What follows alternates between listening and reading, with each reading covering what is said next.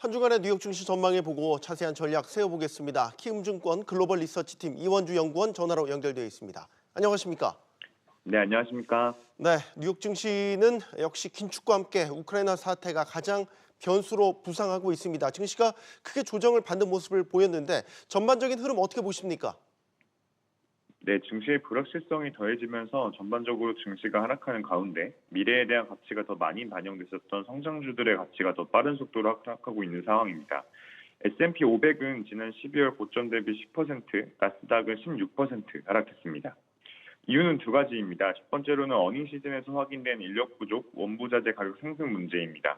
실적 발표한 대부분의 기업들이 인력 부족, 원부자재 가격 상승으로 인해 수익성의 기대치를 하회했습니다.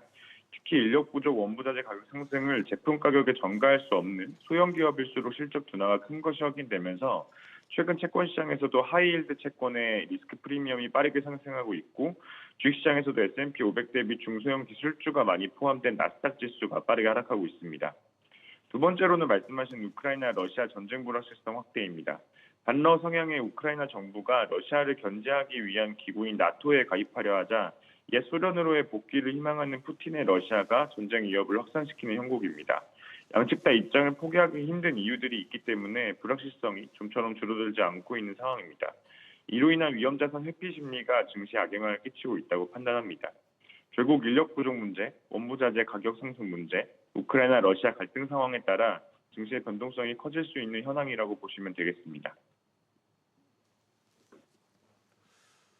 네, 우크라이나 사태와 관련해서는 미국과 서방 국가들 외교적 해결을 위해 노력하고 있지만 물론 최악의 상황이 발생할 수도 있지 않습니까? 우크라이나 사태가 앞으로 어떻게 전개될지 시나리오별로 보면 금융시장 영향 짚어주시죠. 네, 가장 가능성 높은 베이스 시나리오는 우크라이나 나토 가입 철회 이후에 지정학적 리스크가 단기적으로는 완화되는 것입니다.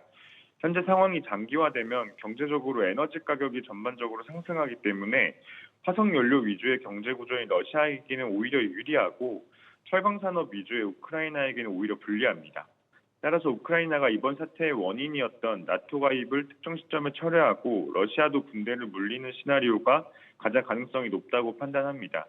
다만 이 시나리오에서도 언제든 비슷한 리스크가 발발할 가능성이 높다고 판단합니다. 현재 러시아, 우크라이나뿐만 아니라 남중국해, 중동 등 여러 지역에서 갈등 요인들이 누적되고 있는데 가장 근본적인 요인은 미국의 군사적 패권 약화입니다. 언제든 지정학적 리스크가 발발할 수 있다는 시나리오 하에 포트폴리오를 구성하는 것이 바람직한 시기입니다.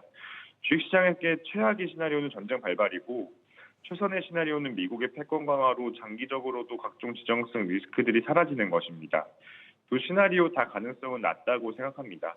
실제 전쟁 발발은 옛 소련으로의 복귀를 외치며 러시아 정권을 장기 집권해야 할 푸틴에게 합리적인 전략이 아니며 지정학적 리스크가 완전히 사라지는 시나리오 역시 최근 여러 지역에서의 리스크가 확산되고 있는 근본적인 원인이 미국의 군사적 패권 약화라는 점을 고려했을 때 단기간에 가능한 시나리오가 아닙니다.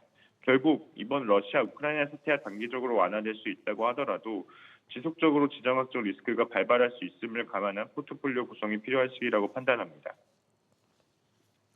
네, 연준의 기축 전망도 증시를 압박하고 있는데요. 결국 연준의 선택을 결정짓는 것이 경제 상황 아니겠습니까?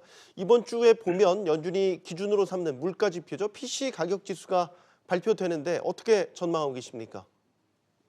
미국 1월 근원 PCE 지수는 전년 대비 상승률이 컨센서스가 현재 5.1%로 형성되어 있고 당사도 이에 동의합니다.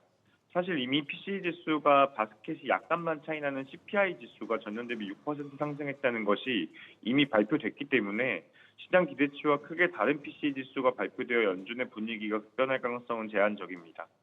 당사는 미국 인플레이션이 다소 구조적인 원인에 의해 발생하고 있다고 봅니다.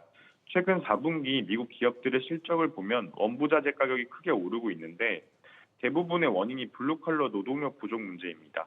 채석장에 사람이 없고 시멘트나 유리를 만들 사람이 없고 건물을 지를 사람이 없습니다. 게다가 트럭 드라이버도 부족해 운송 네트워크의 병목 현상이 심한 상황입니다. 이러한 블루칼라 노동력 부족 문제는 재택근무 확산이라는 구조적인 트렌드에서 발생했기 때문에 미국의 인플레이션은 단기간에 일정 수준까지는 완화될 수 있겠지만 2% 이상 수준은 장기화될 것이라는 판단입니다. 네, 지금까지 키움증권 글로벌 리서치팀 이원주 연구원이었습니다.